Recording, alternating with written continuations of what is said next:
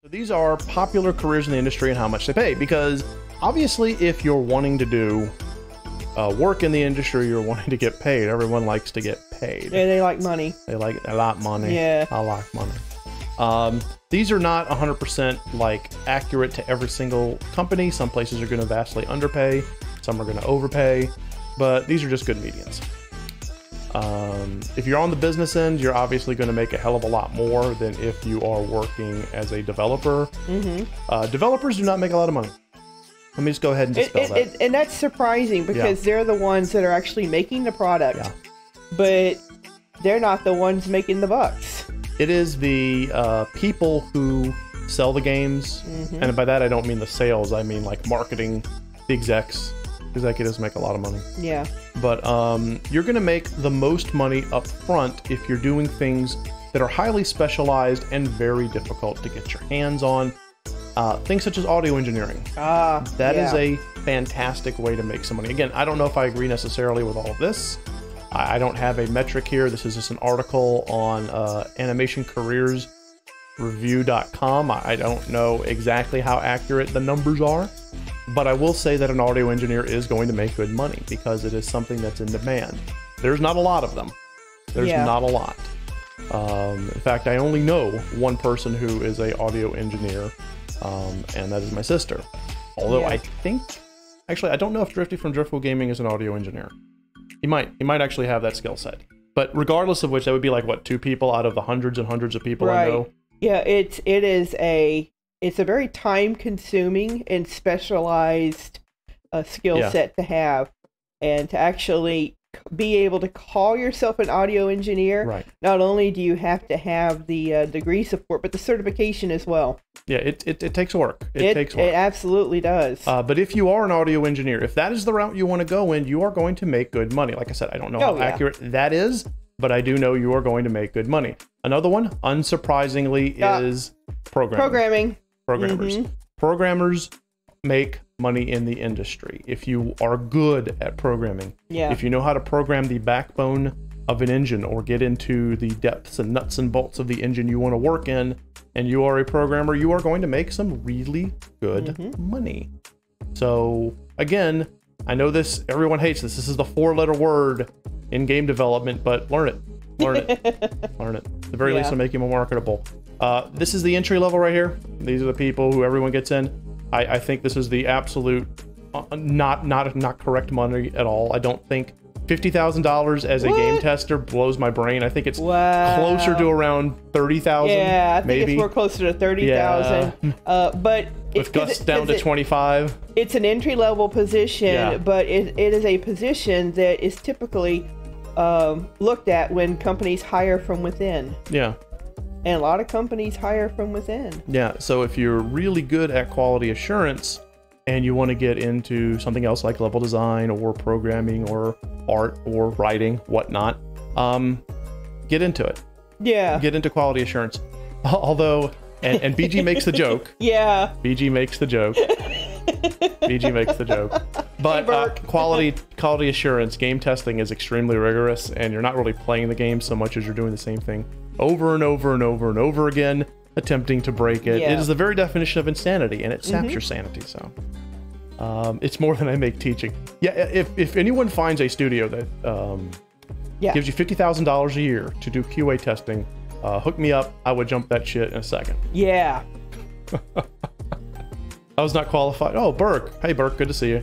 I was not qualified to be in QA or testing. It's a lot more I do as support engineer, honestly. But QA testing is very rigorous. Well, yeah. It is very rigorous. But you get to see... And there's a lot of documentation, and you have to follow... Bug reports. You have to follow their process for documentation. Because if you don't, then your stuff's no good. And you're toast. Yep.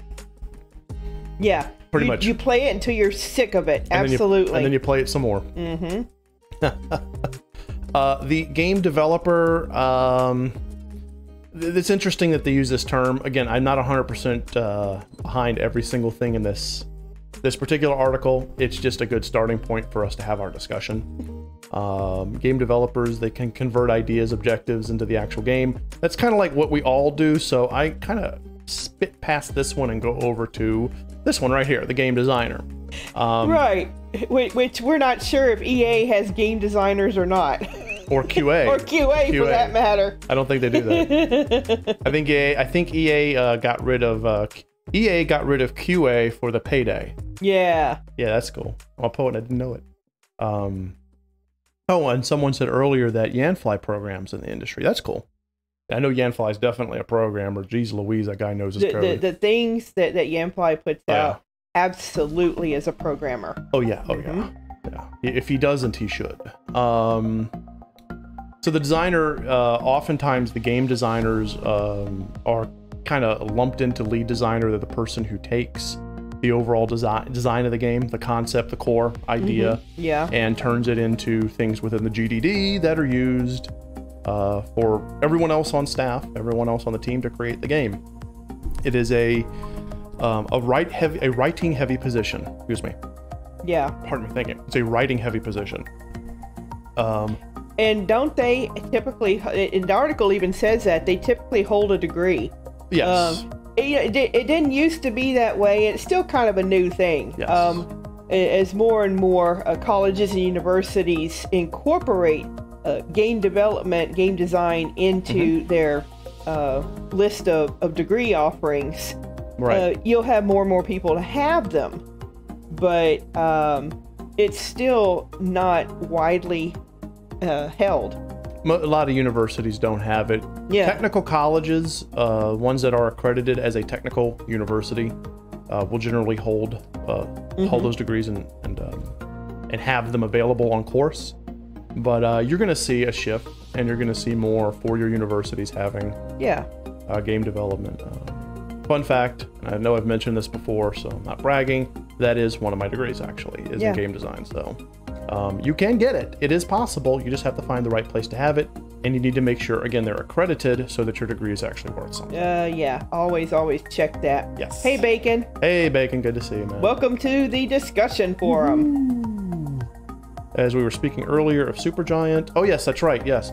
So Burke mentioned earlier on Discord, Teal, a company called Supergiant. They made, among other things, the game Hades, which is really popular. And Supergiant has a reputation of being a very good developer to work for. They're like no crunch, none of that stuff that I hate in the industry. You know, very, very developer friendly. Yeah. So, So hopefully, smaller studios as they get bigger and smaller studios as they are created will be more like Supergiant. Yeah. And then it's going on game artists. Again, I don't think they make this much, but hey, you know what? If you make that much to model or this much here to animate, good for you. Now we're getting into the thing here, creative directors. So the creative directors are kind of the overall, they would be the director of the movie if the movie and the video game were the same thing. They are the guys who kind of take the direction and kind of say, okay, so here's the idea that the people who want to make the game want to execute. So they, you know, it's going to be Red Dead Redemption 2, which is the prequel to Red Dead Redemption. And here's all the basic ideas. And then creative director takes that and starts to titrate that into all the different pieces, parts. It is pretty much an executive level position. I wouldn't say C-suite, but you're pretty high up if you're a creative director for a game. And I actually think they're underselling how much creative directors make. I'm pretty sure they're 6 digits at this point, but again, I've been out for a while. Well, that data is from 2015. Yeah, that's 6 years ago. Yeah, but like I said, just to get you an idea. Yeah. And then the narrative copywriter or the writers, people who make music, music, make writing. Gosh, God, stop me from talking badly to you. But writers themselves don't make a lot of money. So again, this is all stuff that I don't think is absolutely relevant, but the idea of what they're looking for and what they're willing to pay is there. Yeah. Is there.